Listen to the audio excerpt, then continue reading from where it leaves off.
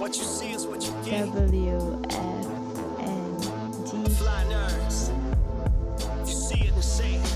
Yeah, you see black excellence and intelligence we now combine. Fly nerds on the verge of connecting the minds. North, south, east, west over digital lines. Catalogs of the culture inside. Seen it with our own eyes. We done been through the trends and phases. The names and the legacy, the changing faces. We can't talk shop, only dealing the truth. You tuning in to the Fly Nerd group, so let the people's in. Yeah. WFNG FNG. Fly Nerd Radio. Yeah, so let the people in. WFNG Fly Nerd Radio. Ladies and gentlemen and ladies, all fly nerd and nerdettes, you are now in tune to the most Chicago. And when I say Chicago, I mean the center of culture for the entire globe. Universe. Rather. More specific. More specifically, the entire universe. WFNG Fly Nerd Radio.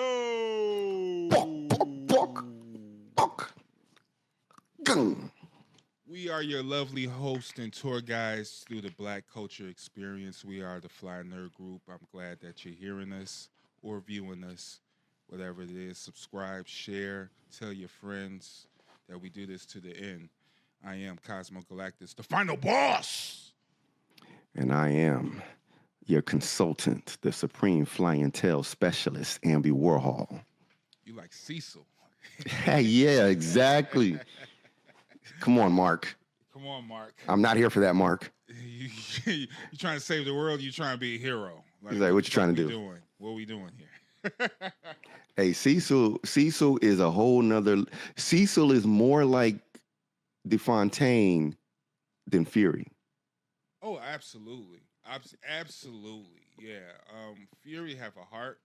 Fury does have compassion and stuff. You know what I mean? For situations, for people. Fontaine want to get the job done. Cecil is desensitized. He's been through everything. Yeah. He damn near died. Yeah, damn near died. Put himself on the line, burned his skin off. Right, so he was a real hero. Yeah, he's a real hero because he put himself on the line just to save the world, you know, and in doing so, he realized the necessary steps. The necessary evils. Yeah, the necessary evils. And he learned that and he got burnt by it. But then he started to take that whole morality or what is it? Like code. Yeah, he's chosen a moral gray. Yeah.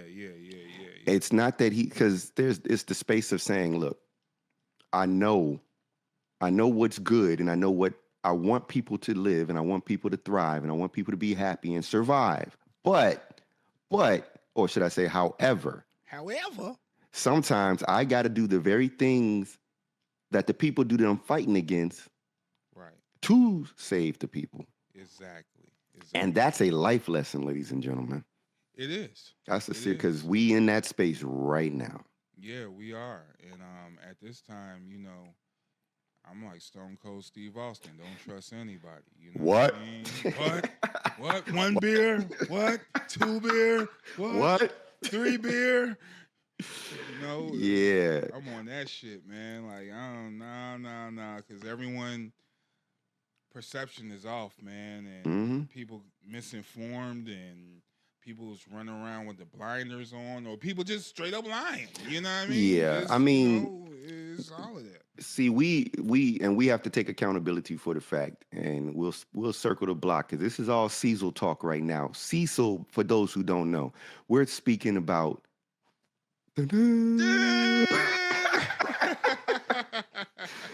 Right, we say the name. Right, we're talking about Mark Grayson and the legacy of fucking just Mark chaos. Grayson's legacy is it's chaos. It's chaos, man. I mean, Mark. Let me say something. You know, this show, like I said off camera yesterday, this show is better than horror movies to me because you get a anticipation, anxiety, and actually worrisome about the level of where terror violence can go. You really push the limit when it comes to superheroism. Yeah.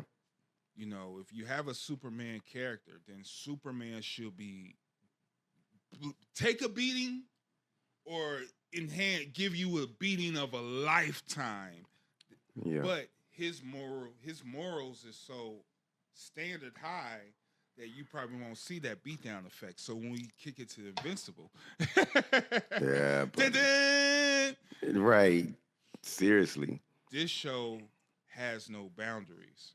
So when you see a fight scene, when you see a war scene, when you see these motherfuckers go at it, they're going at it. They're tearing up the world. So from this season, it was all horror. It's all terror, man. You had the Invincible War going on. Yeah, buddy. Had, Yeah. Angstrom Levy coming back. Angstrom. Angstrom. Angstrom Davis. Davis. Shout out to Taiwan, man. Yeah, you came back. You had the scientists to fix your head. Yeah, he found him some interdimensional scientists and was like, "Yo, be on standby to fix me." So let's go back. So let's go all the way to the beginning. Let's kind of paint the picture up to season 3 in a quick summation. Okay. So the story is about it takes place on an Earth where there are superheroes. And there's the Guardians of the Globe, and there's the teenage young people's team, you know, and there's a government organization that tries to have oversight over superheroes and tries to be a security measure against if the superheroes ever become unable to be stopped. Right. So you had this one particular superhero, right? You had Omni-Man, which was for lack of a better word, he was the Superman of this universe. He was the Superman, and he landed on the Earth, and he vowed to protect it. Yeah, with ulterior motives. So he's a Viltrumite, and Viltrumites are a empire, a race of conquering superpowered people, superpowered aliens, and they're not like. And so if you remove the Superman element and saying only on Earth, they're more like this race is really strict too. They don't even. I did some research. They don't even mate with themselves. You know what I mean? Like they rather go and impregnate another race because they're so about survival of the fittest that pregnancy and bringing in children will make them weak. You know what I mean? And the child and the emotions will make them weak. So they rather go and do that with another species versus themselves. And in addition to, since they chop off, they kill a lot of their own. You know what I mean? Like if you're weak, you die. You know, and it's only like 3 or 5 women in existence in this race. So, they're sort of like Saiyans. Yeah, they're Saiyans. Yeah, they're like Saiyans because their power is everywhere. They have the elimination process and definitely population control. There's only 500 of them. Yeah, they're well, and the reason why there's so few left is in part, I mean, Conqueror kind of explained it, so we're circling around since we're talking about just Viltrumites. Mm-hmm. The Viltrumites send one Viltrumite to a planet, a la Goku, to conquer it. Yep. And that one Viltrumite is enough to take over planets. So Omni-Man was sent to Earth, and he mated with the Earth Woman, which actually was not in the Viltrumite plan book. Nah. They don't mate with weaker species. They do not mate with lesser civilizations. That's considered. They do mate though. They do. Yeah. Yes, they do. They rather, like I said, they rather mate with another species and crossbreed versus. Well, that's only comics. That's not the show. The animated series, they don't do that. Okay. All right. Yeah. So in the comics, it was a little bit more exposition. Yeah. In this, remember, that's the whole reason why they mad at Omni-Man. Mm-hmm. The Viltrumites is saying you made it with these weaklings, and you wasted. You know, you weak. You know, you don't do that. We don't do that. Right. Yeah. Right. Like, for these hoes. And so he gave birth to Mark. Mark Grayson is a half human. Pets. Yeah, that's what at the end of the day he called them. And also Viltrumites have long lives.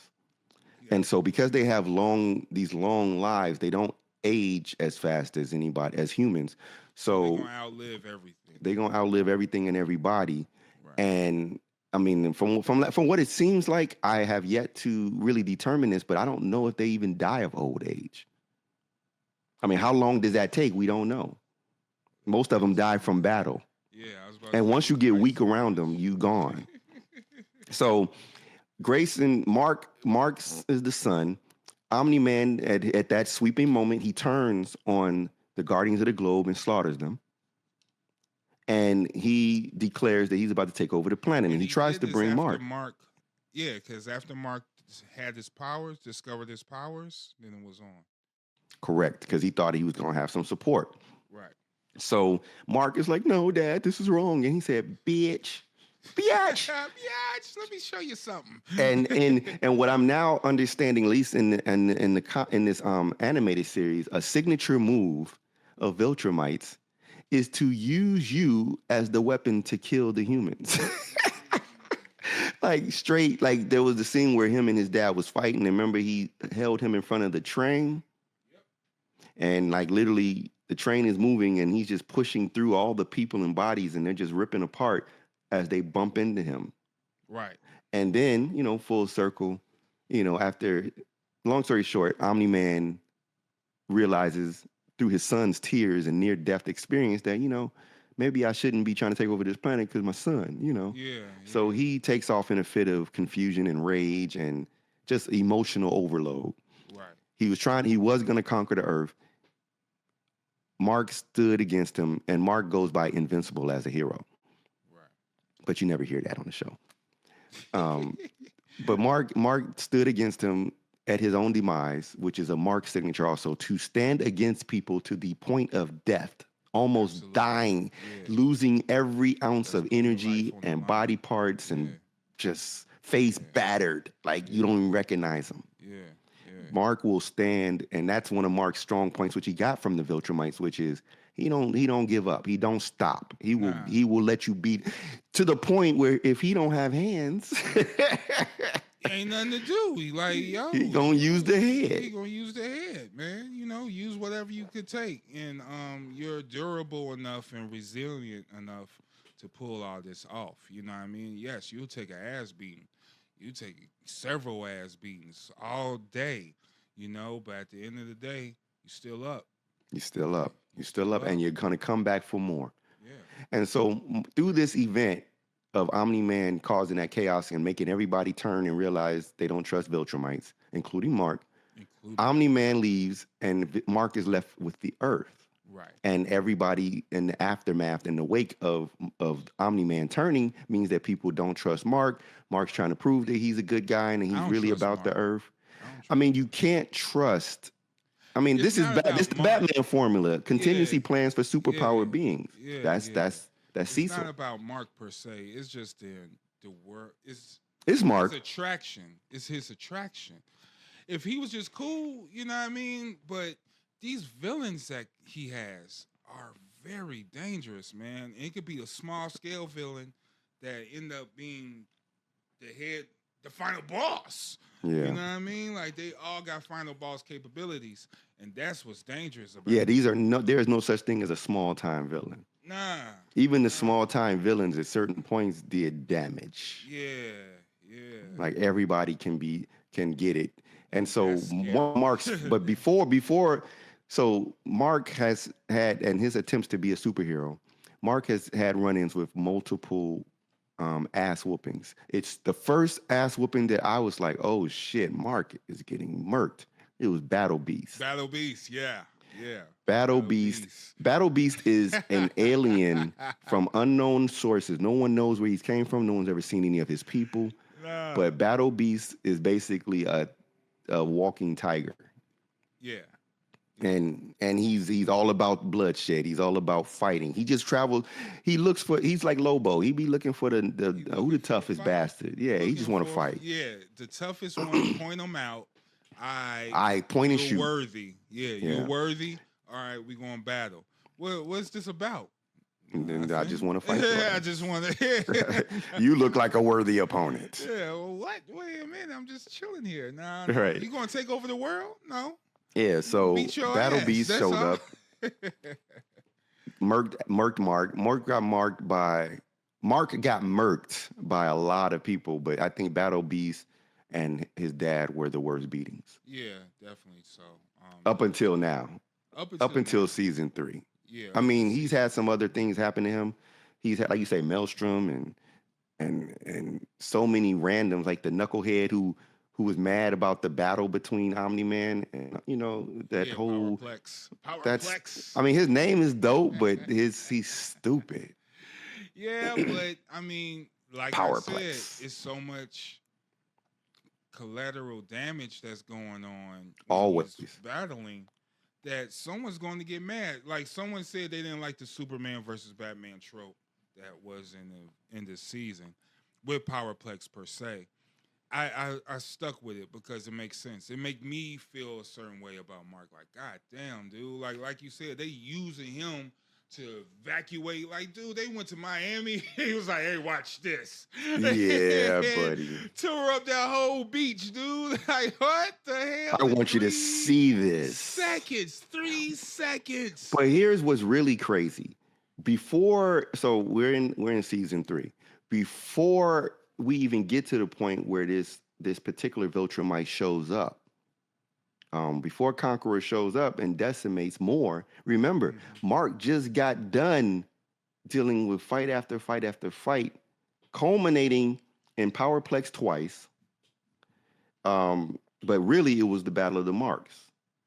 So you had the Invincibles from every other dimension. So in this story, shout out to Sean Moon because he always said, "Wait till Invincible War start." Like y'all seen nothing yet. But it was only one episode. Well, it should have been longer. Was only one. The book. But it was a lot. So you say it should have been. It should have been. It should have been more. No, it shouldn't have been a whole season, but it should have been like at least 2 to 3 episodes. Okay. We really should have got into more intimacy with the gruesomeness of it. We should have really got into the element. They didn't spend enough time on the fact that there was a Mark in every major city in the world wreaking havoc.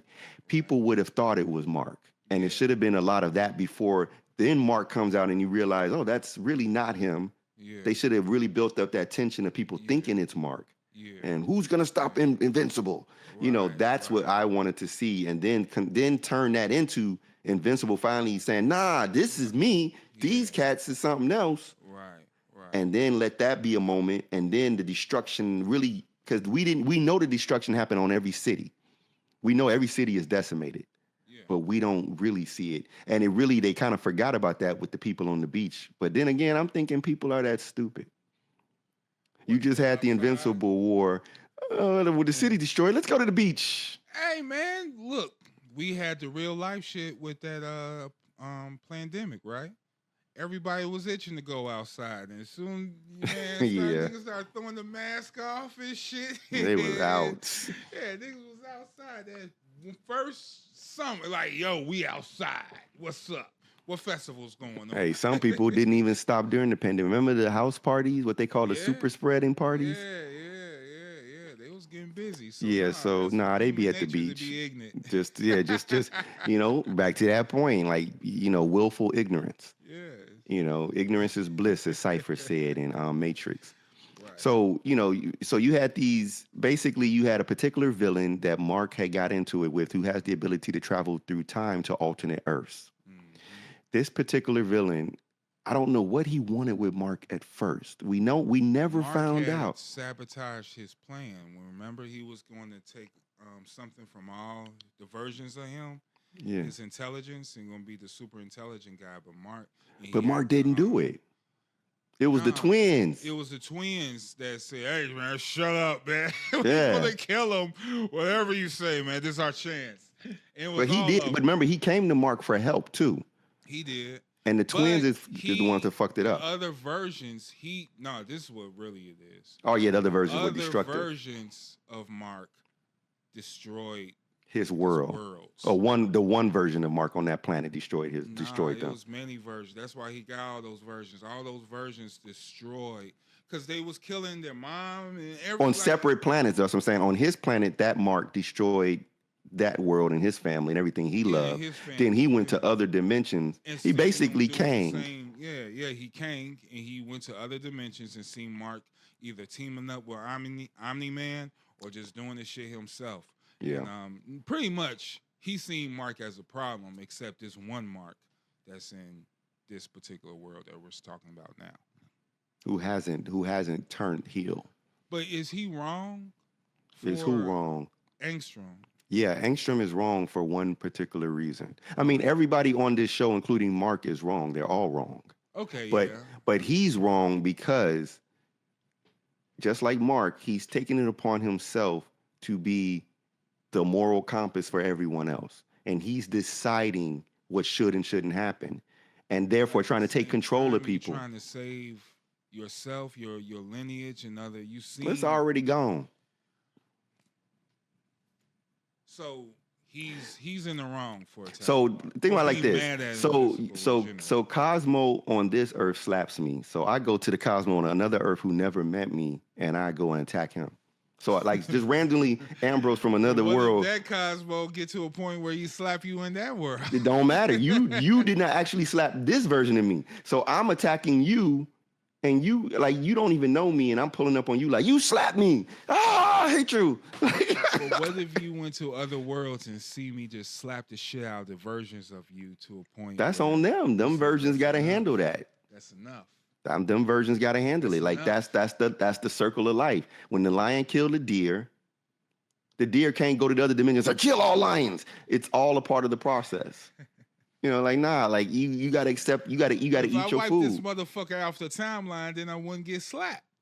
No, you already got slapped. That's the problem. You can't erase it. It already happened. The memory is still there, and that's where all these people are wrong. Mark is trying to control things, this Mark is trying not to control things. He's doing very well at withholding his power sets because he could become that Mark that says, you know what? The only way to secure this earth is to take control. I understand that. I get you on that. And he's trying not to, but everybody else is trying to control the outcomes. Yeah. And you can't, because the more you try to control the outcomes, the more you become the problem. But back to Cecil, when you have a job to protect, then, you got to do what you got to do, dude. He got those robots cooking. But the robots do nothing but defend.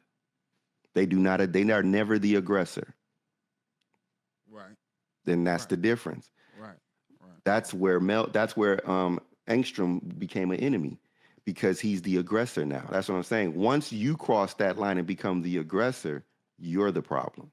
It don't matter what you cross the line. Now you're attacking people who don't even know you, this version of you. Mark, a problem. Yeah, Mark clearly is a problem. But what's interesting, if you've noticed, this Mark is stronger than all the other Marks. Yes, he is. So that's something special because he was training with Cecil. He was getting his bars up. Yeah. And that's when Rex was like, "What the fuck? You ain't never made nothing like this for me." Right. He said, "I'm struggling for food, and this man spending in the whole budget of a government on some workout equipment." He was lifting like tons of shit. So, but Cecil's right. You gotta get them trained up. What they call the Viltrumites. Yeah, Viltrumites. They're coming. They're coming, and he's not wrong. So they stormed didn't expect a bunch of Marks to show up. No, that was. Did. Yeah, they came. They pulled up. Yeah, and he fought. Yeah. To the best of his ability. Yeah, man, and just to see him fucked up, it's like, damn, dude, he don't even supposed to get touched. Nah, him or his homie. What's dude? The the robot guy. Yeah. What's his name? Like David or something? Some shit. He got to the point where he got destroyed. We now know that he gets killed. Like he's basically Agent Coulson. Yeah. He's Agent Coulson. Remember, I don't know if you watch Agents of S.H.I.E.L.D., but that was the story arc on Agents of S.H.I.E.L.D. is that Coulson had died in Avengers. And then S.H.I.E.L.D., or actually it was not S.H.I.E.L.D., but it was Hydra that brought him back. Oh, really? Agent Coulson was brought back, and we don't know if for a long time, we didn't know if he was a clone or if he was some type of synthetic person. We never, and then we found, that story got deep. The Agents of Shield show was real interesting. You had a lot of people come through there. You had Robbie Reyes come through, Ghost Rider. Right. Yeah. You had Krill, Okay. Absorbing Man. Okay. He was on the show for a while, and like the real Absorbing Man, he was not necessarily all villain, but he wasn't all good either. Mm-hmm. You had a lot of people. Oh, you had Dr. Jekyll, Mr. Hyde on there. Oh, really? Yeah, you had him on there, and Mr. Hyde was wild, just like the real Mr. Hyde, going off. Oh, okay. You had, Inhumans on there. Right. You had some original characters. It was a good show. It was a really good show, and that's pretty much, that's what I'm saying. Invincible as a series is really pulling the best of all the different comic arcs from like DC and Marvel and combining them into this one character story, which is insane. That's nuts. He's dealing with every problem you can think of. Everything. You thought Peter Parker had issues. Nah. He can't even have a girlfriend. Nah. And even though he got a girlfriend, and let's talk about AdamEve.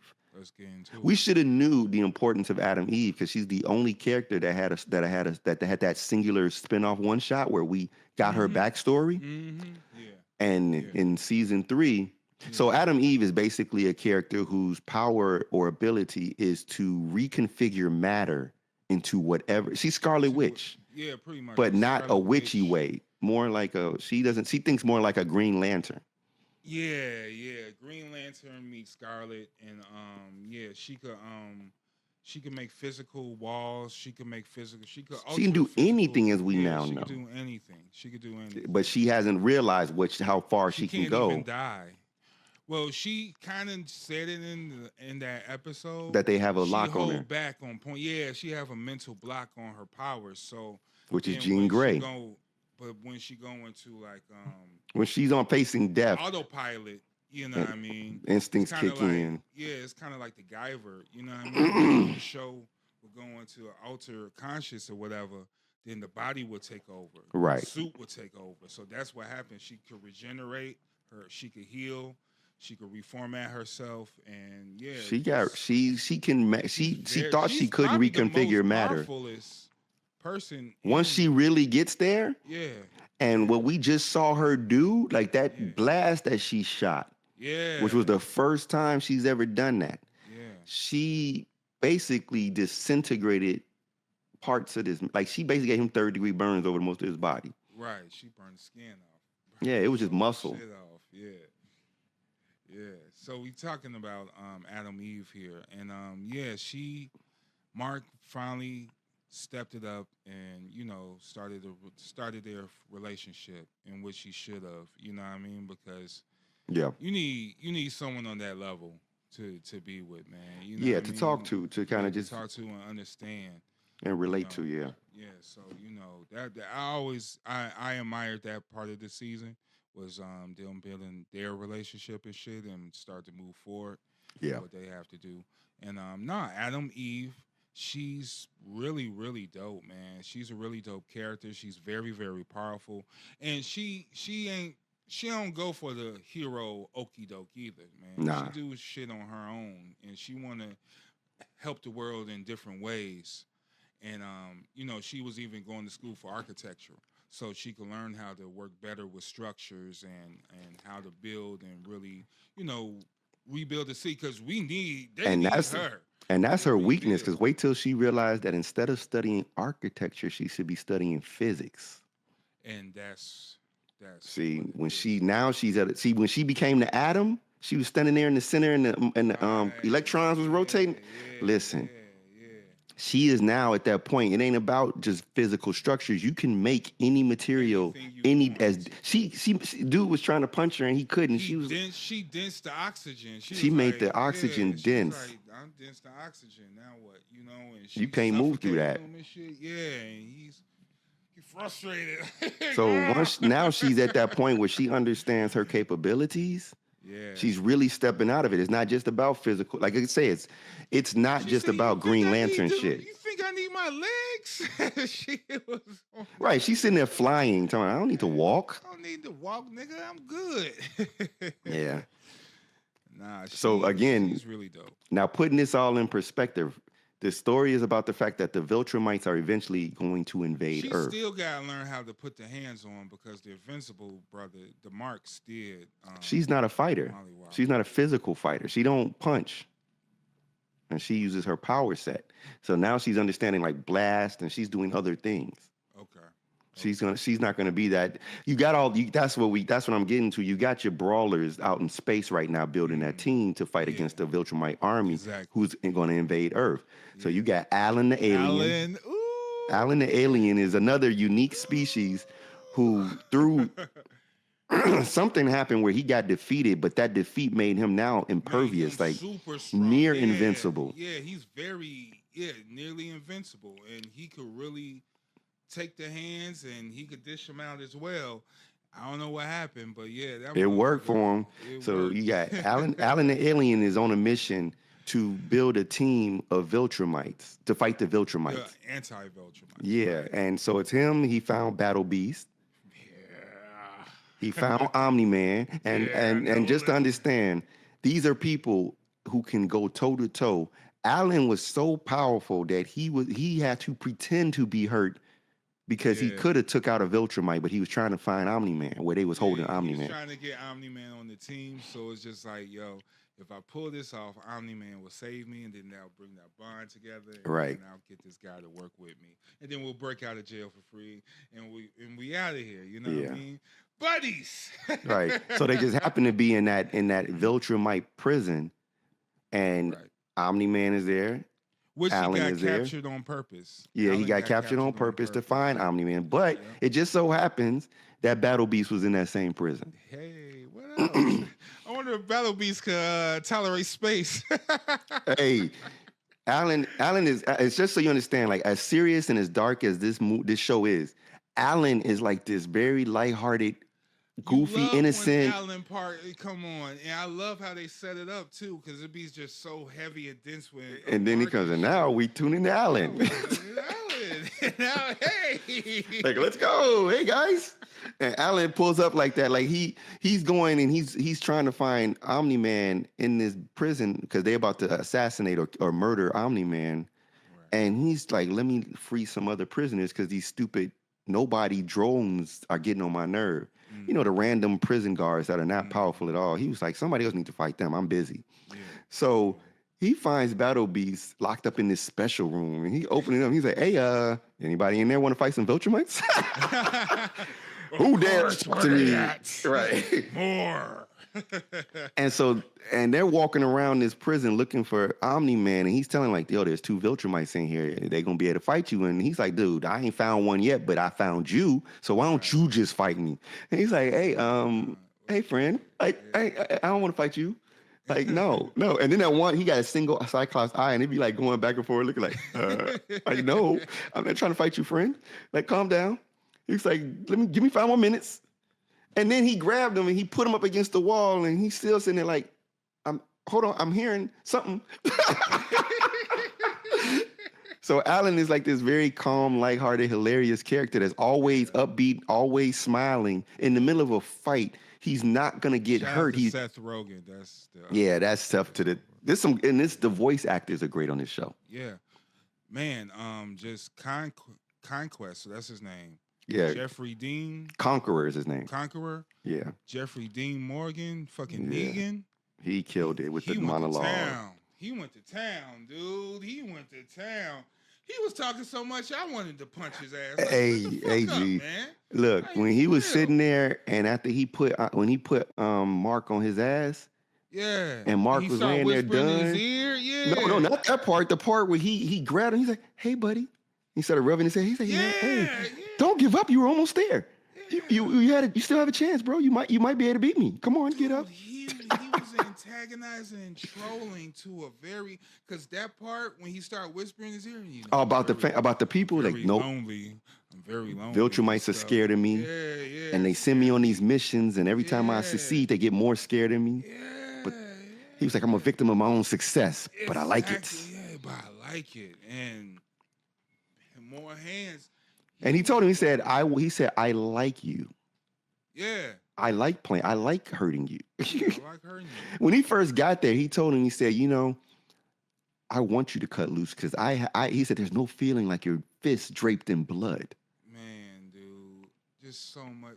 He made a blood bubble and turned into a heart and flicked it at him, dude. Yeah, like, he was weird. Like, he was the weirdest fucking, like, y'all Viltrumites really are assholes. Like, yeah, man. But this is the first one that's been knit to this level. The rest of them speak with a sense of obligation and duty to the Viltrumite cause. Right, even in this, he does not speak that way. Mm-hmm.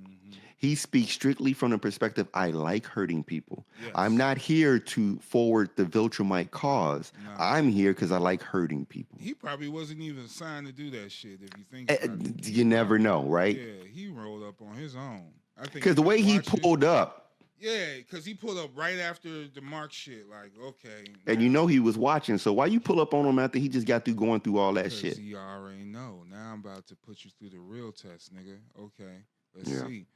And so yeah, back, you know, just this story alone is just so much to cover, man. This shit is really dope. Like I said, this show was a breath of fresh air for me, man. And with the voice acting, with the people was complaining about the animation. I don't have a problem with the animation. Oh, they put more money into these other shows. Those are live action shows. Like what other shows are we talking about? Yeah, what are we talking about here? So, you know, this is Amazon. I like this shit. I don't have a problem with it. If y'all read the comic books is not as detailed when it comes to some of these scenes and the violence and the action scenes and stuff like that. Because it's not about that. Because it's not about that. It's more about it's a story. And I just want to, and I'm going to say this I'm going to try to say this I'm just going to say it how I'm going to say it. I'm an artist. I'm a creative. I write. I do all the creative things. Yeah. There is nothing worse than a person who can't do what you do, dictating the level of your quality. How you want it. Yeah, I'm getting tired of that. Like you couldn't illustrate your way out of a paper bag. If you was in Saw's clutches and he told you to illustrate a scene, you couldn't do it.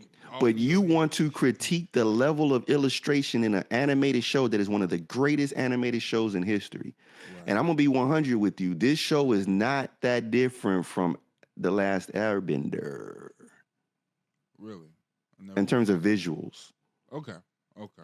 But my thing is that a lot of people get spoiled with certain animes. A lot of the animes like to do over-the-top animation and art styles. But some animes don't have to do that. Some animes are very in the pocket and they understand their value. Everything's not supposed to be Studio Ghibli. No. Everything's not supposed to be right. Yeah. You know what I'm saying? Like every video game's not supposed to be Metal Gear. Right. You know, Death Stranding. Like, calm the fuck down. Calm down.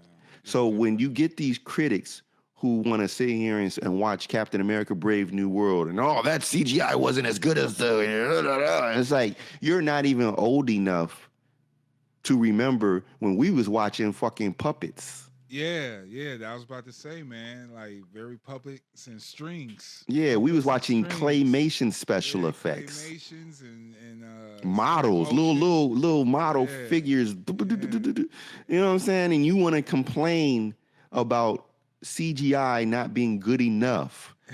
You did not live through the B-movie era. How about this? Let's go even further. You know, somebody brought up to me that there's a B-movie that came out that most people don't think about called Ring of Fire. You remember Ring of Fire? Yeah, I remember that. Ring of Fire was about, this dragons took over the world. Right. In the modern era, dragons took over the world. Right. And so, you know, it had Christian Bale and what's the other guy who talked like this? You know, he talked Matthew McConaughey was the Dragon Slayer, remember? That's who pulled it with the tanks in the army. That was Matthew McConaughey. Right.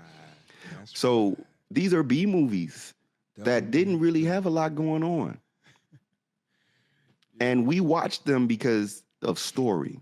we characters. enjoyed them because of the story, and we used our own imagination as well. Yeah. You know what I mean? And we carried the shit off in our heads the right way, and that developed Imagination. us who we are now. Imagination. Yeah.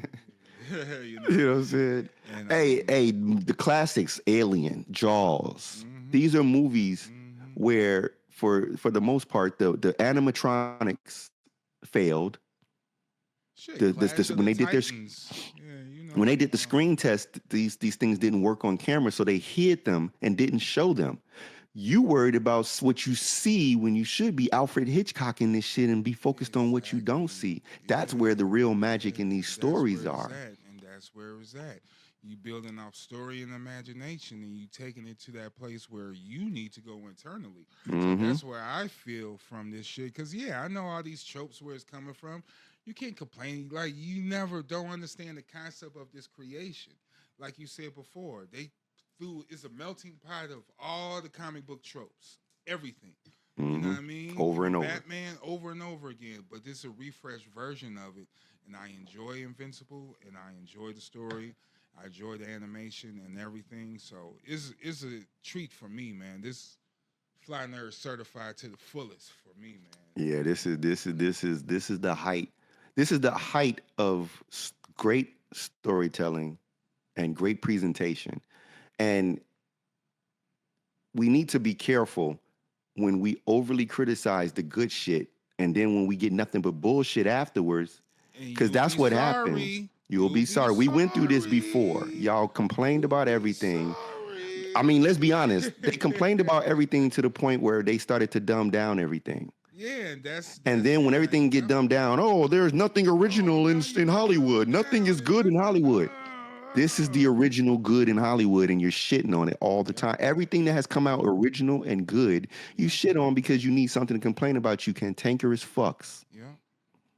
Y'all need to just chill, fall back, and if you're not going to participate it, then shut the fuck up and go find something to watch. Man. A lot of you motherfuckers ain't even classified to say shit. It's about music critics too, man. You motherfuckers never turn on the MPC and try to do anything. Beat and made any creation, get on the microphone, say anything, write a song with a hook. Shut the fuck up. Like, for real. Yeah. For real.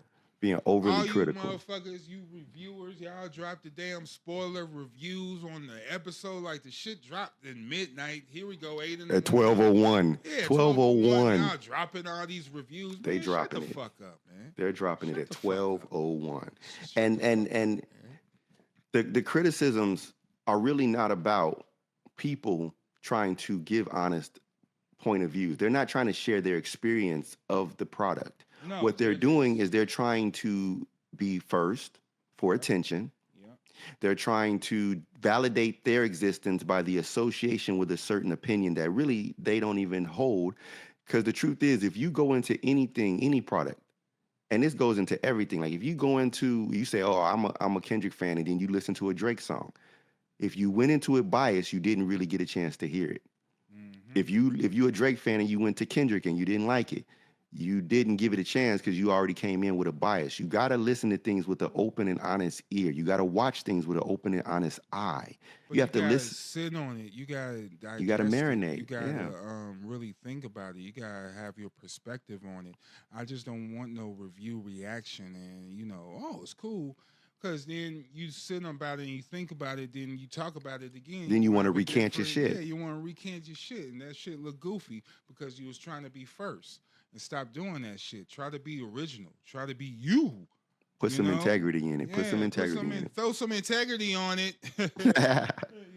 Like for real. Because you sound looking like clowns out here.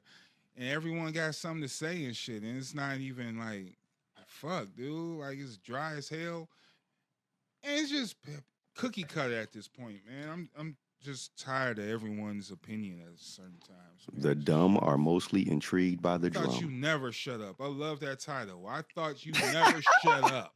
I thought you never shut up. Cause damn, man, yeah, I'm gonna have to punch niggas in their mouth for real. So to quote Redman, shut up and rap. Shut up and rap, nigga. And if you can't, then just shut up. Shout out to Redman, over 50 mil streams he got for Muddy Waters 2 organically. You know? Naturally, yeah, he's the real deal. He didn't put no money in his campaign, man. He did everything guerrilla, from the heart. Open and honest, man. Yeah, and That's back to the that's integrity difference. side. That's the difference. That's Yeah. the difference. It's like, y'all got to remember who is the original man and be that. Right. Stop trying to copy what other people do. Stop trying to fit in. If your point of view does not fit in with the herd, then you're doing something right. Yeah, Especially in this particular climate. Different. Yeah, yeah, you doing something right. You're doing something right. You know what I'm saying? Like, because in this day and time, everything, the news now has commercials to get you to watch it. The news, in other words, the news needs ratings. The news need ads.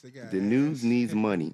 So if the news that you're watching needs eyes, then what are they doing to the information to make it juicy for you, to keep you engaged? They're not trying to just be honest, because let's just be real. The truth is not always interesting. The truth is not always exciting. It can be, it might, you know what I'm saying? But we have to try to make it sweet to the taste, even though it's going to be bitter to the belly. It is for me, because there's so much bullshit out there, man. When you finally discover the truth, it's kind of like a relief. I get a good feeling after, just knowing it. It'd be anything, you know what I mean? Like we was talking, building, shout out to Taiwan, what we was building on, with Ty and shit. Yeah. You discover and learn new things just out of basic conversation with different people. And the truth Correct. is the truth. And the truth is relief. It will set you free. And I feel good that we are here to provide we're the truth. We provide that shit. You know what I mean? And it feel good. It feel good. If it's boring or not, fuck it. Maybe, that's why it is what it is with you motherfucking listeners and shit, because we don't sugarcoat shit. We ain't here to talk about no gossip on niggas and none of that shit, man. We just here to talk about real shit. And let's be real. And we can go back and pull up all the receipts. Most of the shit that y'all talked about was a lie. Pretty much. Y'all, we can go back to all the conversations and all the things people go online and swore up and down this. Remember the days that everybody was so sure they knew what was going to happen in the next Marvel movie? Mm-hmm. Everybody was so sure, this person's going to show up. And then when that person doesn't show up, instead of saying, okay, well, let me watch the movie for what it is. It wasn't good because I thought so-and-so was going to be in it. Because you're going with your own perception in your head. Crazy fandom man. Now, crazy you made a whole fandom movie man. in your head. And now when you go and see this movie, it's not the movie that you have in your head. Yeah. Now you're mad at the movie. It's but like, not only that, not only is it the movie that's in your head, but it's the movie in your head that you can't produce. Yeah, the movie ahead. Not only that, it's just not even realistic. No, it's That's not. the whole thing. It's not realistic. I love imagination and all that. Tell your story. Let other people tell theirs. Yeah, but let people tell theirs, and you enjoy the story. You just don't go and shit on it because it's not what you perceive it inside your head. Sorry, Charlie.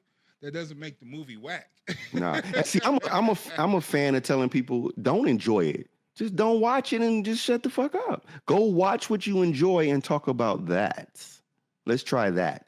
But if you're not a fan of this, because think about how many great sci-fi shows got canceled for this. Because, yeah. We've lost great shows over and over again. We lose everything. Yeah. Remember when The Expanse is a great fucking show, and it almost got canceled because of knuckleheads. Yep. People have to learn.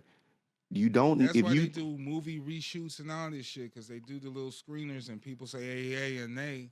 Then people panicking. The creatives are panicking. Yeah. It's hard to please you motherfuckers, because all you motherfuckers want to be reviewers and want to be some type of authority over creation, and you gotta stop that shit for real.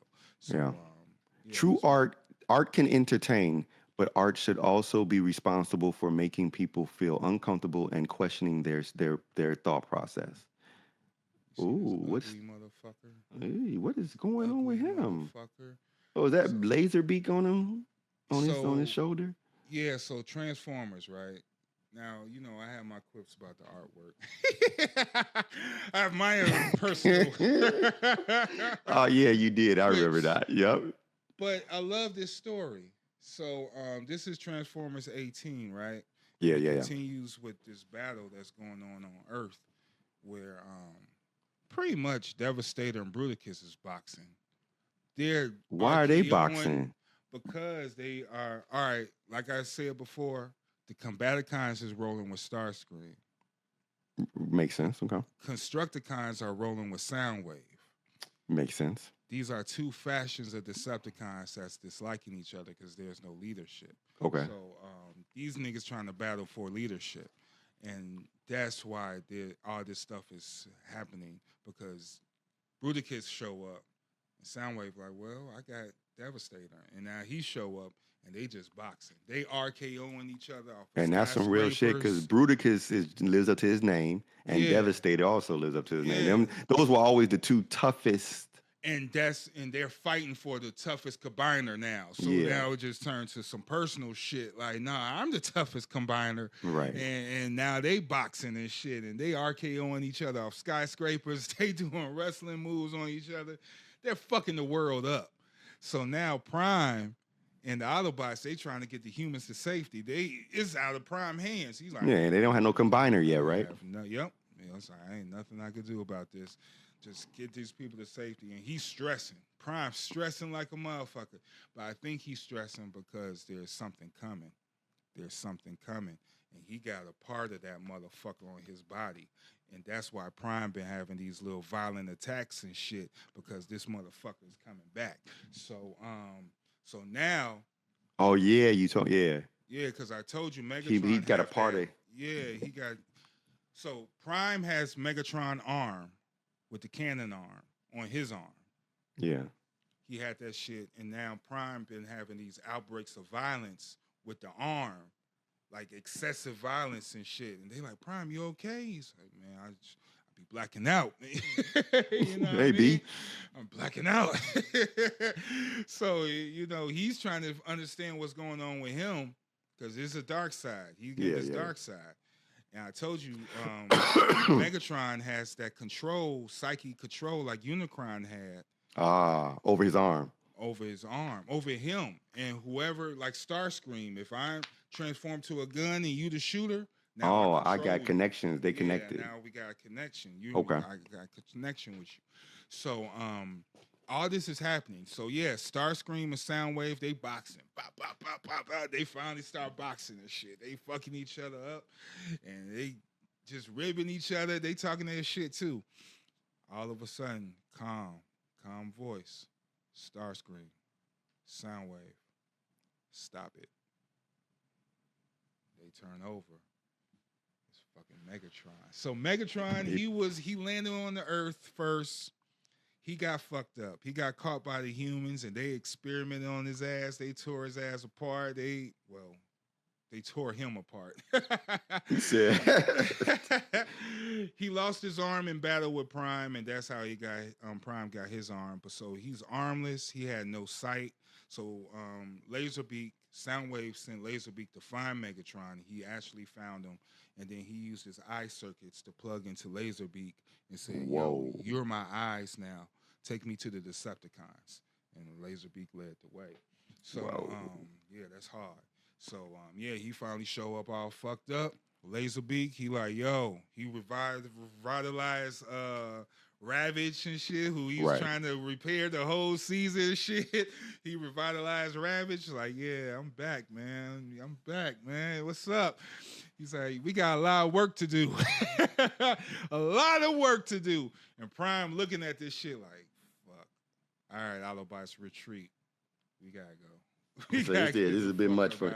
This is more than I bargained for. Yeah, it's too much going on. And on the flip side, Ultra Magnus is back, but he was fucking experimented by Shockwave to a point where he have PTSD. So if anything show up to him, he's attacking. So he was attacking the humans' armies. They was coming to help, but he saw them as enemies and started busting at them motherfuckers and just like, so he started busting back, you know what I mean? So they took his ass away, and I think they got RC and a couple other cats too. So there's a lot of storyline going on. I really do like this Transformers story because it's kind of fresh in a way.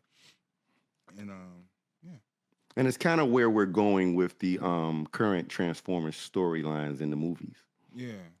Because this last story arc with the with Duke pulling up, Right. to recruit the dude, and you know what I'm saying. So if there's a GI Joe, there's a Cobra, and if there's a Cobra, then you see what I'm saying. Maybe some Decepticons. You know, it's gonna all come together You know? because the way this story is playing out right now, doesn't seem like there's Decepticons yet. What do you mean in the comic? No, in the movie. Oh, in the movie? No. There's not no the dis- real. Not the organized Yeah. army like with the hierarchy of Decepticons. There's characters, Right. but there's no actual There Decepticons. haven't been no definitive, Decepticons that Because even the people that they were dealing with, those weren't Decepticons. Remember, that was That was Scourge. that was Scourge. He's not a was- Decepticon. He was under Unicron. Unicron fashion. Yeah, they so was, that's a separate thing. That's not there was- Decepticon or Autobot. And then there was the Beast guys. They wasn't Decepticons. And they technically so- weren't Autobots either. Exactly. They're their So- own faction too. Their own faction. So so they didn't really step up with the Decepticon yet. The last time we They've saw a been kinda quiet with Decepticon, the Transformer movie, man. What's up? I would like a continuation. I think we're back to that proper space. And this is going back to what we were talking about with the crazy fan demands. The industry realized that when you give too much too soon, You these spoil your people, lunch. these Spoil people your go lunch. in and destroy everything. So you know, they're not talking about anything anymore. They're not revealing what they're doing. They're saying, okay, yes, we're making another movie. We ain't telling you shit. Right. We're not gonna show you shit. As you should. We're gonna tell you we filming in Zimbabwe and we in Cameroon. Right. You see what I'm Right. saying? Yeah. That's how they moving now. Yeah. As you should. So I'm liking that because this is, you remember, so we're from that era where where you didn't have instant access to information. If you didn't see the trailer in a commercial, if you didn't see the trailer in the movie theater watching another movie, then you would just turn the You don't newspaper to know. the page and say, what's in the theaters right now? Oh, this looks interesting. This is out. Yeah. Yeah, you know what I'm saying? Like it's that's how I like it. That it opens back up to discovery. You know what I'm saying? Yeah. You have to explore and you have to put yourself out there into the world to discover new shit. And that is what creates, like, you got to break it down. Society is the same root word as social. We will have no society if we lose how to socialize. And when they say a person needs to socialize, like they always talk about people have to, like people from prison have to be reintroduced into civilization, have to be socialized, which means you have to learn how to interact with other people. Exactly. Right. And a part of interacting with other people is being able to receive perspectives and opinions other than your own, being able to identify differences and relate to those differences, which gives you a more advanced understanding and comprehension of the worldview. Your world becomes larger because you gain experiences through other people's experiences because you're listening and you're taking it in. Yeah. I don't have to be burnt by fire to know I don't want to be burnt by fire. That's socializing. You know what I'm saying? Socializing is the normalization of behavior through experiences outside of yourself. Right.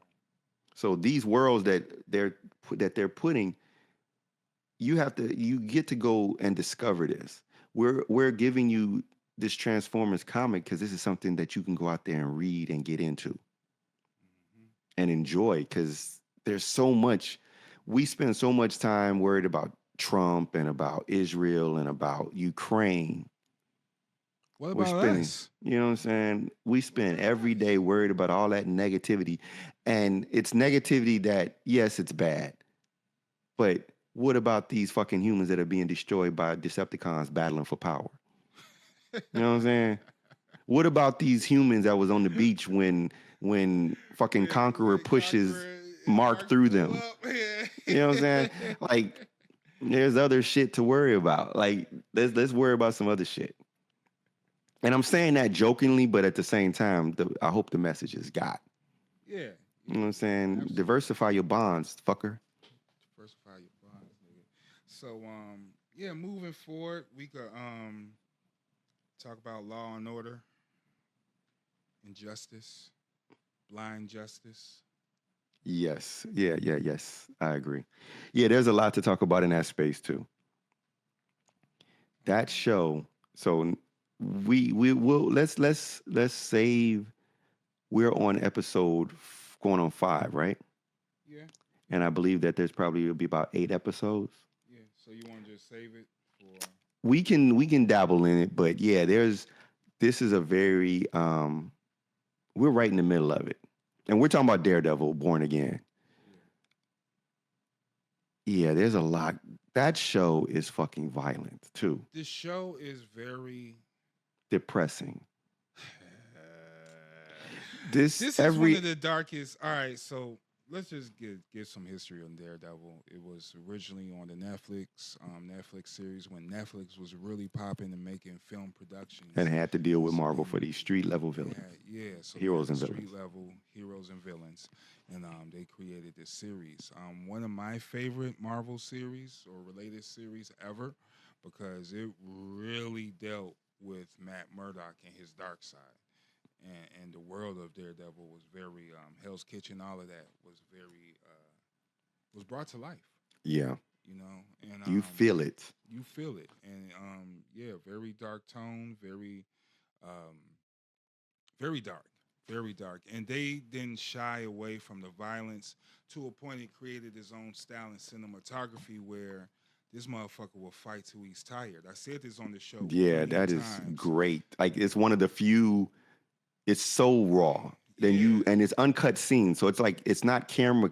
The camera goes one shot. Yeah, one shot, single shots, and for like minutes. It goes on for minutes, and in real fashion, most people, you're in a hallway fighting 5 guys. Till you tired. Most of y'all gonna be tired after throwing 3 punches. After throwing 3 punches, so you fight 5 guys, and you jumping around, you kicking, you punching, you taking the hits. Getting tackled, throwing them off of you, flipping them, flipping yourself. Right. For minutes. Dodging weapons. Non-stop. Getting stabbed and shot. It's everything in this. And so we continue it because in the MCU version. So, I was wondering. I was disappointed before with you guys, you know what I mean? Because Moon Knight didn't go there.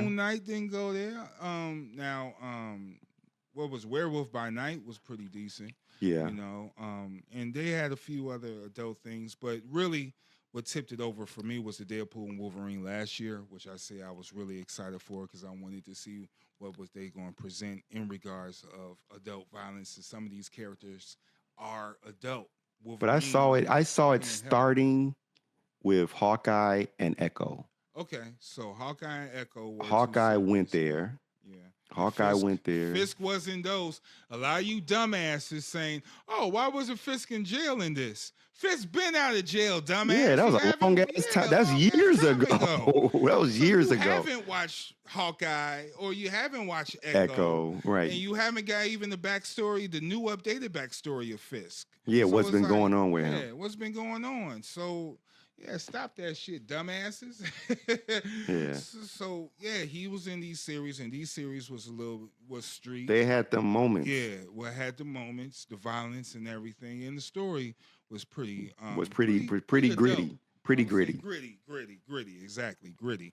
So moving forward, now we hear Daredevil. It starts off him, Foggy, Karen. Happy times. We're back. We're back. Walking down the street. So is Bullseye, motherfucker. Right. Every whatever comes with y'all comes with that. Everybody back. Right. Bullseye pulls up and it's just like deft. It's just deft. But as it expected from a person who can't miss. Yeah, and this time we get the MCU kind of touch version of Bullseye. And we go with skill sets. God damn. Motherfuckers.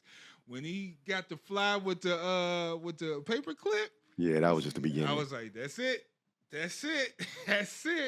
Bullseye could use anything as a weapon. He can throw it with precise aim and hit wherever target that he has. I don't know if it's a mutant ability. I don't know if it's some type of mutation.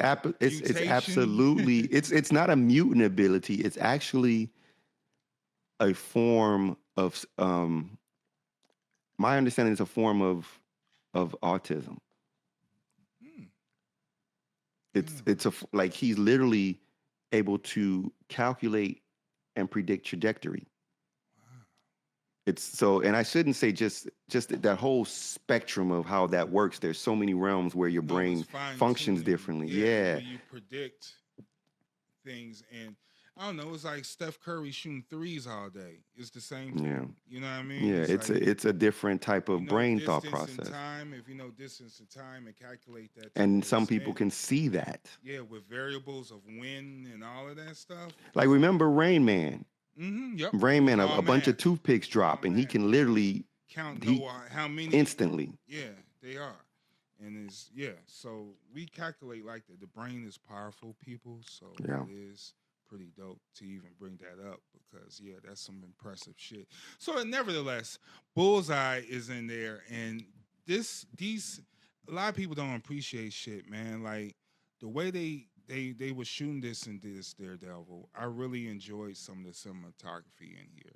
You know, with the fighting scenes with them and the camera zooming in and out, you having the people escaping the bar while they fighting trying in the to foreground, and they fighting in the foreground, then it turns to the background, and then it flips back to the foreground, and that's kind of dope, man. And they are fighting amongst people. And Bullseye is doing random shit to random people for no reason. The woman is not even trying to be involved, and he's like, oh. Bounce out the wall, hit in the back of the head. And then Daredevil's trying to pull people out the way while he's throwing random shit at random people. He's just grabbing shit, throwing it. That's the beauty of it. I like to see that because that's how I imagine Bullseye to do. He could pick up a can of soup and throw it at your ass. And murk your ass. Your ass up. Yeah, you know? So I love it. So, and you have Matt Murdock. He's coming down the hallway looking like Frank Miller Daredevil, though. Yeah. Y'all missed that part. He got the knives all stabbed protruding out of him, yeah. Yeah, he's with this gritty look that really looked like the Frank Miller Daredevil. No one said that shit, but I'm like, dude, this shit look crazy. Nobody knows that shit. Like, they don't know that Frank Miller Daredevil. That run that's a classic run. That scene was amazing, and and they shot the shit. A lot of violence, a lot of tear jerking, a lot of emotion stuff. His friend Cardale. We ain't gonna go full spoiler with it, but it's a lot of situations that goes on that force Matt to go into his. He's trying not to be Daredevil, But he always do this. He's trying to do it on the other side. Him and Kingpin, both of them idiots. Yeah. Trying to be other than themselves. Exactly. They're running away from them. And they had that conversation where they both realize it. Yep. We're both idiots. Yep. You're trying to pretend like you're a good guy. You want to clean up this city. You want to clean up the city, but then you're going to be after me for trying to clean up the city. And you're like, well, you're trying to clean up the city, and you dress up in the mask and beat people to death. So it's like, what are you talking about? What are we doing here? Like who's really who? Who's the villain? Yeah, so that's a great dynamic because that's what the story is about. Fisk and Matt, and their journey going through what they're going through. Fisk is the mayor of New York. Right. But he's trying to get the acceptance and the approval of the people because everybody know him as the Kingpin. Right. So we're not going to trust you. We don't fuck with you. But then some people are fucking with him. You know what I mean? Right. Some people are. Him, it's the same situation we're in today where the villain are looked at as good people or whatever, or supporters, or they trust them. Everybody has their support. And it's because a lot of people harbor some real fucked up views. Mm-hmm. And when a person in a position of power or influence shares that view, that empowers them to be more vocal on that bullshit. Yeah, fuel to the fire.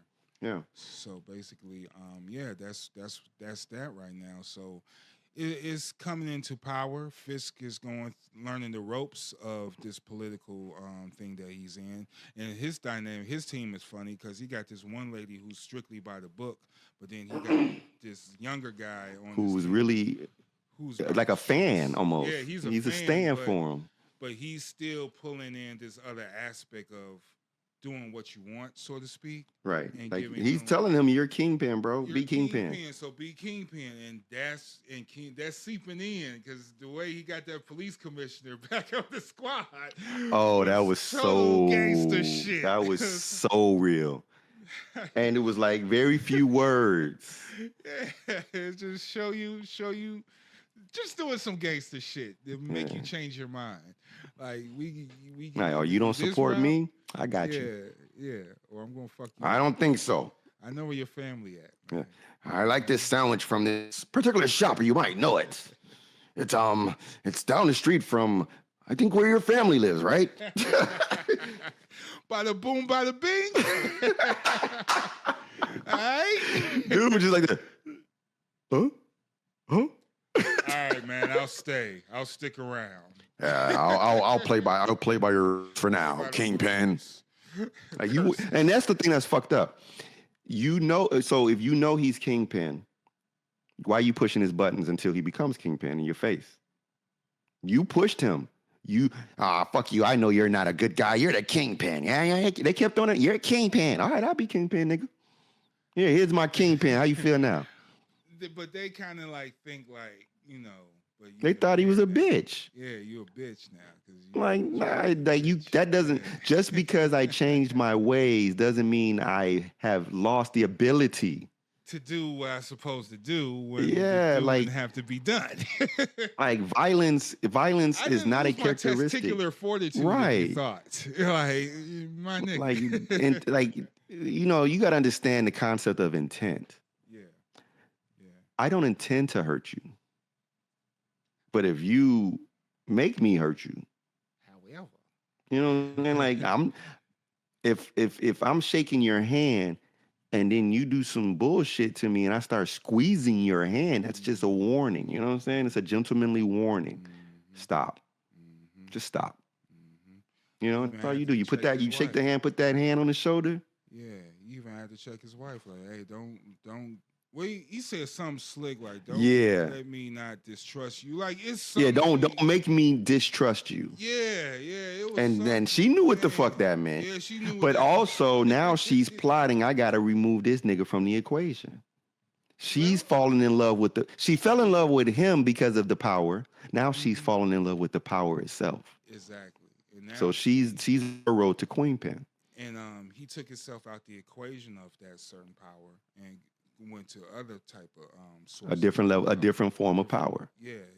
So she don't understand that. So she's in love with that level of power because that's what she was introduced in. You brought her into that shit. And then she had it while he was in prison because she was running shit. She was running the shit. She was running shit. She had a little side piece that we know dead. Yeah. They ain't said it, but we know he dead. When they showed him with the knuckles and he was saying, "I'm trying to be a good person," and then they did a close up on his knuckles. And his knuckles is all fucked up. You ain't catch that, did you? I caught the knuckles. It's because I was trying to think why he killed the homie. He killed the side piece. Remember, she said, "Don't kill the side piece." He never said shit. He never said a word. He was like, "I know about Adam. I know about Adam." Yep, and she was like, "Don't kill him," and he never said nothing. The motherfucker probably already killed him. Yeah, that's what that probably is. I know about Adam. Like, you don't want your spouse to say they know about your shit. Like, that's some scary shit in itself. Especially that level. Yeah, and that like level. I mean, in either situation, if you really love this person, the heartbreak that you let you let this person down. Yeah. That's when it's that type of person that you have to tell him, don't kill him. You already know. Yeah, if you have to tell your significant that when they find out about your, like you done fucked up. You know you don't fuck that right. Right, you know you fucked up. Because that's what that was. You left the store at 6:30. On the dot. 45. He switched that shit up on that movie. I love that movie. But yeah, Daredevil. This is really dope cinematography. It's very dark. The filters and everything is not bright Marvel shit. Is real down to earth, street level. Remember the red scene? Yeah, the red scene when you walking through walking through Hell's Kitchen again and having getting having that vibes. thought about yeah, it. Yeah, getting them vibes like, yo. And that's the thing, Matt was suppressing all of this. Because So he's that- not Matt. He's fucking He's Daredevil. Daredevil. Yeah. It's he's already crossed that line. Yeah. He's like Batman. He's no longer Bruce Wayne. Matt is the disguise. Yeah. And he don't really do the disguise very well anymore. Nah, he don't. Like really with them cops, it's like, all right, dude, what the fuck are you doing? It's like, what are you doing? You're a blind man about to fuck up these cops. Like, what are you doing, son? Where are you going? Where do you think this road is going to end? Like, you just in the apartment, just chilling with the stick. Like, yeah, he got away. Why are you here? Like, what a blind man doing here? Yeah. Why didn't you leave with dude? No, he wanted to fight.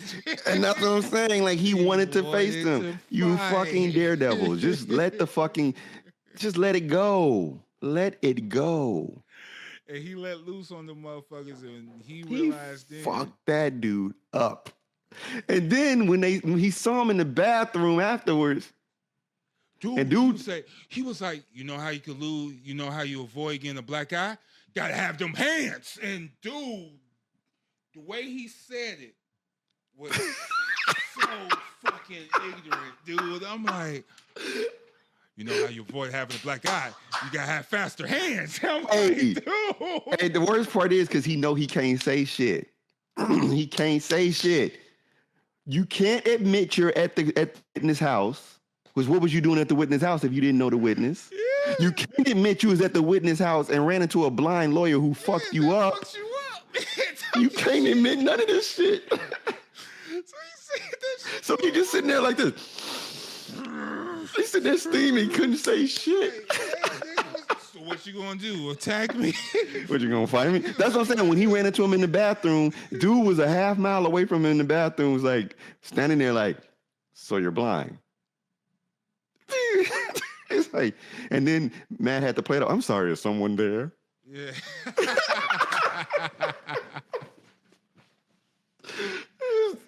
That shit is wild, man. So nah, it's This show is dope. It's dope, man. It's dope. I like the core stuff and what he used for what was the dude's name? You talking about White Tiger? White Tiger, yeah. Yeah, because we introduced another street level hero. They just threw him in the mix. We just got another street level hero. And I like the normalcy of this. You know what I'm saying? Even with Fisk going at him, it's like, yeah, we don't want these mass vigilantes out here in the streets no more. You know what I mean? Like, and he named names. He named names. He said you run the around. Wall Crawler. Yes, run around in your spider costume. I don't want to see that shit. And we know Fisk don't like Spider-Man. Yeah, so that means that in the years they've had run-ins. Yeah, that's what I want to see. I want to see this because now we're at the level of Spider-Man being Spider-Man. The real Spider-Man. Just a street level Spider-Man. Yeah, so just dealing with that. Yeah, I want to see what he's been doing. He probably been knocking. Well, yeah, he been taking criminals. He's been dealing with the Queenpin's shit. Mm-hmm. It ain't been Fisk because Fisk been trying to be low key, which is how it is in most of the Spider-Man stories. Fisk is usually on the outskirts, and Spider-Man's dealing with the villains and all the drama, and then he finally realizes that it's Kingpin. Okay. But then he don't have nobody he could tell, so he can't do shit about it. Right. So yeah. So I'm ready for Spider-Man 4 because I want to see where that go. Because you can't be calling out Spidey and Spidey ain't gonna do shit. Nah, this is there. Once Kingpin mentioned Spider-Man, it's a wrap. Because now who did he mention? He mentioned Daredevil. He mentioned Spider-Man and somebody else. I gotta look at. Was it Punisher? Again.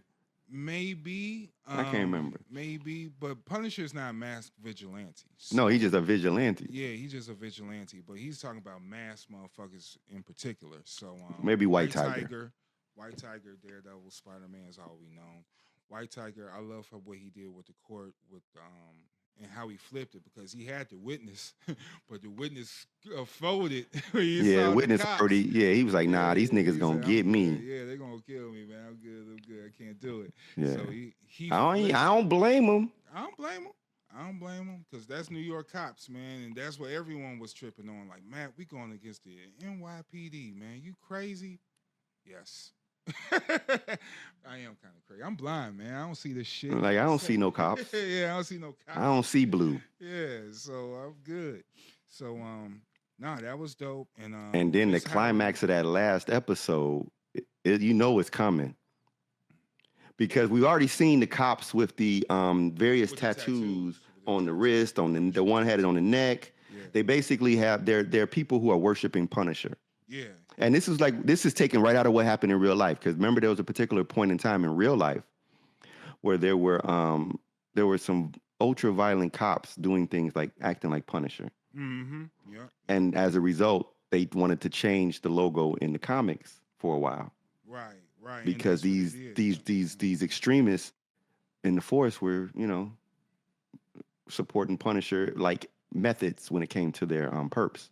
And this was the actual Punisher arc as well. So Punisher do Correct. go against these cops as immolating and taking his symbol and using it for something that he don't represent. Nah, he don't That's represent. basically what it is. So yeah, that climax of that episode, man.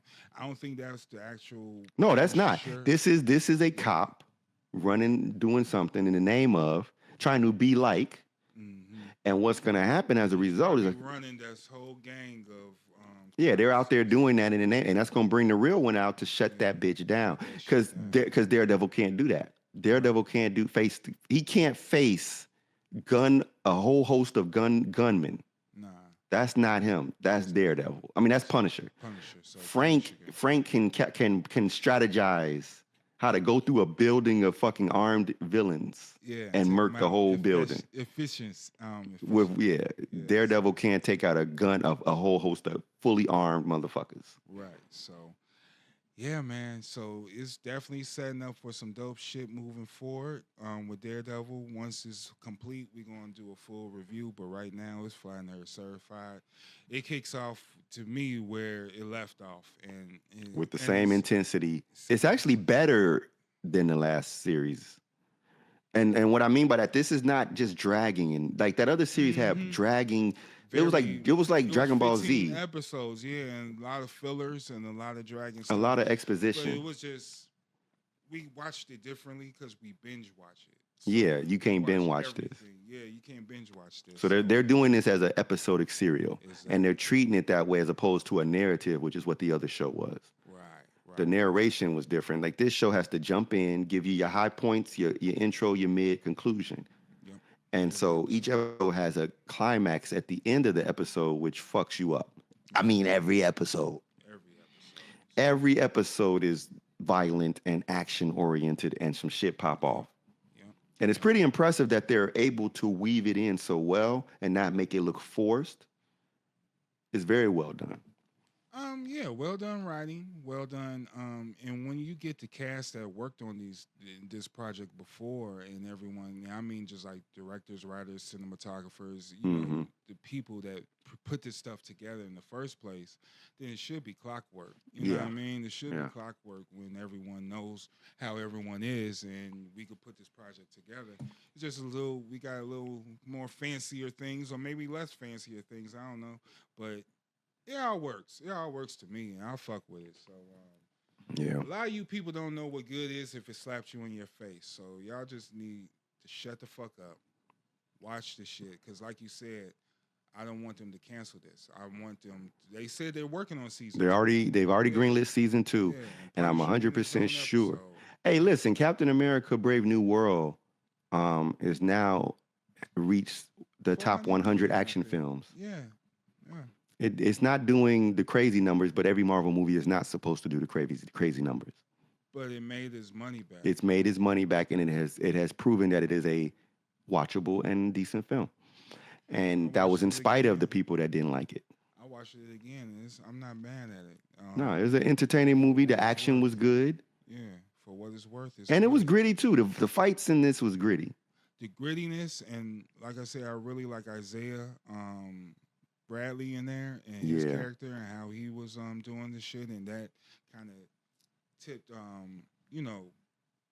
Sam into really being Cap and really making sure he take care of business so he could save his friend and shit. You know what I mean? So I really like it. I really like that movie.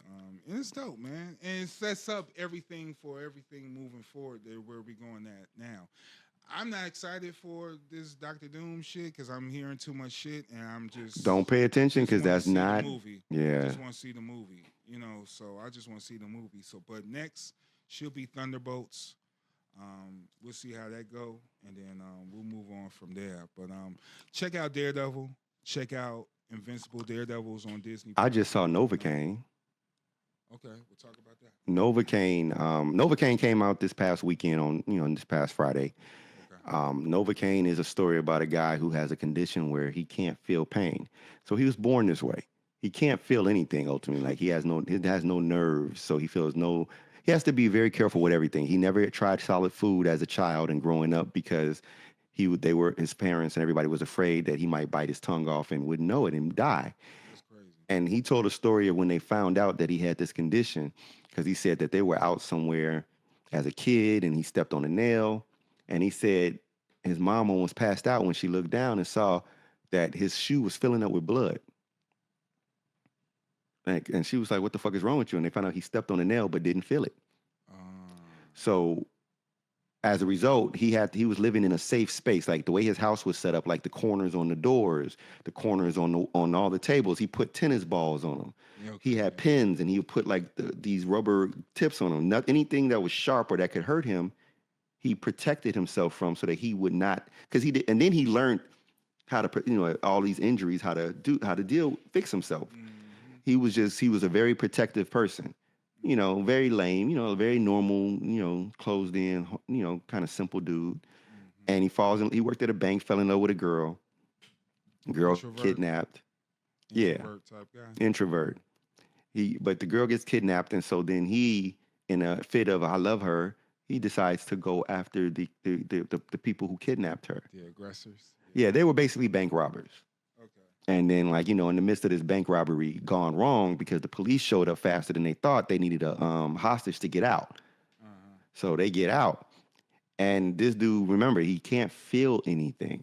So when he approaches people and they want to fight and they're hitting him in the belly, trying to, because he looked like a little lame dude. So, they think they just going to walk up on him and they throw a punch to the gut. It's the same actor from The Boys. Acting like that guy. Yeah. But he doesn't react to anything because he doesn't feel it. Okay. Like his body will, but then he just be like, he's talking to people like, "Hey, I'm just trying to find out, Come on, man, you ain't got to do all that." And they looking like, the fuck is wrong with you? You know what I'm saying? And it just slowly escalates. And then as he comes more gets more comfortable with the violence, and he started fighting back. Oh. And then it escalates further because now he's fighting back, and now he's like, "Nah, I'm tired of. I don't feel it, but I'm tired of getting hit." Yeah, so that's what I'm saying. He tired getting hit. So do he fight like it's a certain way? If you don't feel pain, then how you know how much pain you projecting? He don't. He's all in there. And that's what I'm saying. He learns to start he starts getting Mark like. Yeah, okay. And just to paint the picture for you, there is literally a scene in the last episode of Invincible that is just the same in Novacaine. What it is? Yeah, that's in your head, dude. This movie and it's gory. Okay. It's gory, but not like in like a over the top, like violent, like Saw gory. But I'm talking like strength, just like what we're talking about, Invincible, like Daredevil. It's that level of violence and gore where motherfuckers getting hit, jaws, shit is going. Okay. Niggas is going through it, and people it's a really crazy ride. So it's entertaining, it's funny as hell. Okay. But then when the shit hit the fan, and it just once it starts, it just keeps going and escalating, and you like. And then it's like, then he goes, you got the typical trope where he run across the really big, muscular, tough, badass dude. And it's like, well, what you gonna do against this guy? And what he does, you be like, God damn, what the fuck? And you be like, oh, you know what I'm saying? It's like, it got you, it'll have you like, ugh, yeah, you'll like it. So I recommend that. That's just for some entertaining, it's the in-between, it's preseason. You know what I'm saying? This is some good pre-game films. Yeah. And you know, you need your little side missions. You know, Yeah, that's what this is. It's just something to do. Yeah, check this out for a side mission. It sounds like a side mission, but it sounds like fun. And I also watched that Hawkeye. Falcon. You know, Anthony Mackie movie on Netflix. Elevation. oh, I never heard of it. Elevation is a story about. This is not a spoiler because the trailer shows this. Elevation is a story about humans are now forced to live above 8,000 feet only. Like, so they're up in the mountains above 8,000 feet because below 8,000 feet, there's these creatures that came up out of the earth that attacked people. And so, it's like some old man shit. These motherfuckers, so humans live above 8,000 feet. And if they go below 8,000 feet, these things will find them and attack them. That's cool. It's a good story and it's very interesting. It's a good watch too. I recommend watching that. And I watched that other one because this is very similar. That's how the Jetsons started. The Jetsons. They had the high-rise buildings. They never touched. You ever see a Jetson walk on land? Like, why was they so elevated? I thought the Flintstones was on the land. I'm joking. Nah, but yeah, who knows what the fuck was going on with that? That's true. Nah, I'm just joking. But yeah. But seriously though, there's another movie that came out with I forgot what this movie is called. It's also another one of these new movies with the snipers, and they on the gorge or the chasm or something. So they're basically they're two snipers that were posted in these posts on the either side of this chasm. And inside of this chasm is some type of monsters, and their job is to guard this what it looks like the gate to hell. And so you don't know what it's about, and I'm not going to do any spoilers on this one either. But this movie is out. Yeah, it just came. It's streaming to us. A new movie. It just started streaming it like a couple of weeks ago. Oh, okay. So all these stuff is streaming. All these movies are streaming. So these are those movies that are like Tomorrow War and shit, where it's like it's a good sci-fi type of story. Just something to watch, and these are worthy watches. So I'll get back to y'all on the name of that other one because it's escaping me right now. Yeah, get at me so I can watch them, and then we can have a full talk. Yeah, we can go into these because these are all good movies and they're worthy watches. Mm-hmm. So yeah, man. Anything else? Oh. Shout out to your boys Smith and Wesson and Pharaoh for the Medina video. The Medinaville. Medina is the world. Hey. Yeah, that shit's popping. So they dropped that as a video. They did the video. And I like the visuals on there because actually, I was going to talk to you off camera about it because you saw what I was talking about. It's crazy because we were just talking about that and then they dropped that video. About it, and then they did it. I was like, oh man, we got to think of something. No, we still could do it. We can still do it. They not the first to come up with that because, you know what I'm saying? No, we got to do that though because that shit's dope. This shit's dope. I really like how they pulled that off. I really like the streets scene on there. I like the multiple scene. I like Pharaoh and the dark scene they did with him. And I don't know what the fuck was happening in the video though. I don't know what's going on. Like passing a little glowing thing. Like, what is that? It was. I gotta watch it again. Yeah. I was like, is it a glowworm? What are you doing? No, it's the affinity thing that they used. Oh, they was putting it together. They kept finding pieces of it. The affinity thing at the end of the video, and then Pharaoh popped up behind the kids. It was like Krav Maga. Yeah. Like what? Like just who starts a verse? Krav Maga. Like damn, dude, just dump right in. You know what I think? I don't be 100%. I don't be real with you. I think Pharaoh just writes one long verse and he just cuts pieces off slices to put in songs. Cause that sounds like it sounds like it starts in the middle of another dope verse. Yeah. And it ends like it's more. You know what I'm saying? Yeah. I don't know. I think it does. Krav Maga. That is a weird way to enter that arena like that. But it's dope as hell, but it's just like what? It's dope. It's like, where are you going? It's dope. Like how did you get there? Like what was your thought process when you heard this beat? That made the first thing you say was Krav Maga. Eating insects to live. Like he was a sniper, so he was pretty much a sniper. I think Pharaoh be telling stories and playing characters in his music. It's a certain character because remember, it's back to I love the smell of napalm in the morning. That's Agent Orange. Yeah. From back in the, that's way back. He used to do that character where he'd go into all that military shit. Yep. So this is PTSD. Yeah, man. Boy, this is organized confusion too. He was doing that thing. It's crazy. This is crazy, man. Pharaoh nuts, but I love him. Yeah, shout out to Pharaoh, man. Love him, man. So, Krav Maga. So shout out to him. On the local side, did a lot of work. Shout out to APJ. We're gonna have him on as a guest pretty soon. We cooking. On some other Vic shit. also, and they just dropped the video. Vic, we actually, me and him shot a video for Vic, and Rufus Sims. Yeah. Damn song. And then we did this other video for this other artist, Beware, called The Black Seed, directed by Pugs. Then I shot a video for Pugs as well. So, you know, I'm in rotation. You working. I'm working out here. It's in the season. Yeah, it's in the season. So, you know, check out those videos. Shout out to APJ. Shout out to Pugs. Shout out to Beware. Shout out to Vic Spencer. Shout out to Rufus Sims and everyone else that was a part of that. That's working too. Yeah, that's part of that group. Hey, the Chicago scene is thriving. The culture is alive and well. Absolutely, and it's just getting good because this weather's getting nice.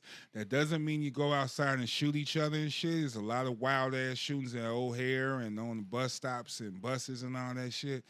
Man, dude, it just won't stop. But yeah, I mean, still going to be outside though. I don't give. Yeah, move without fear, but move with prudence. Exactly. And discernment. Exactly. Know your surroundings. Pay attention to your cipher. Yeah. Know when to navigate and get out of them spaces before it's too late. Absolutely, man. And I'm gonna be honest with you, man.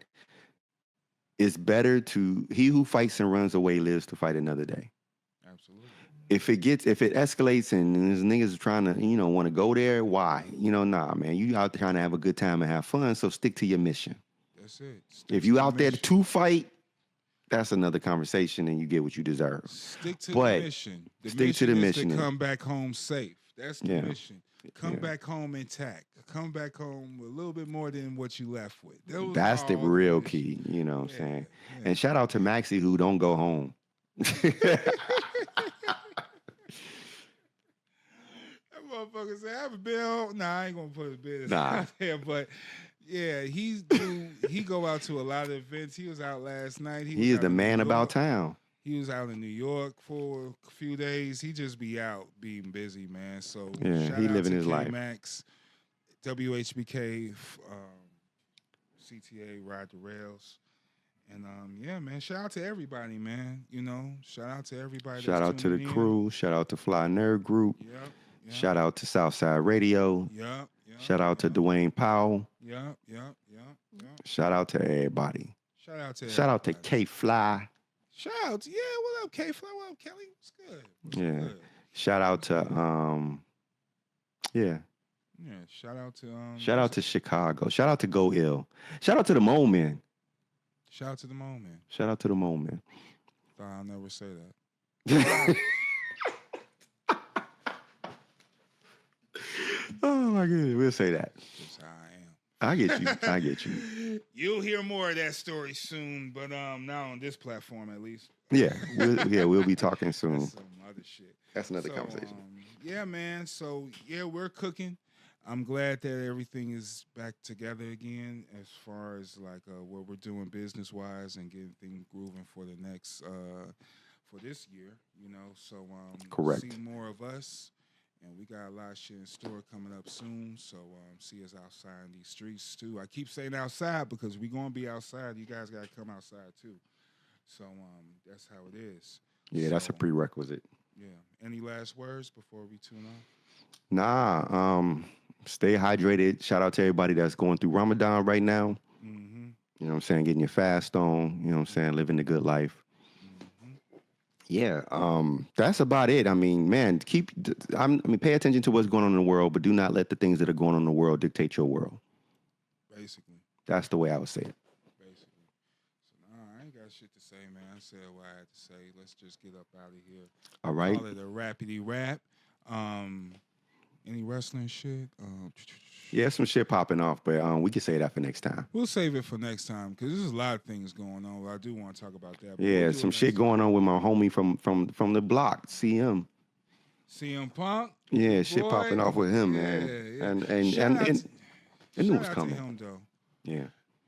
Well, what is it? What do you think? No, we'll save it. We'll Okay, save it cool. because there's more to come with that, and so that's what I'm saying. We'll save it because I want to see the whole thing unfold before we get into it. Okay, cool.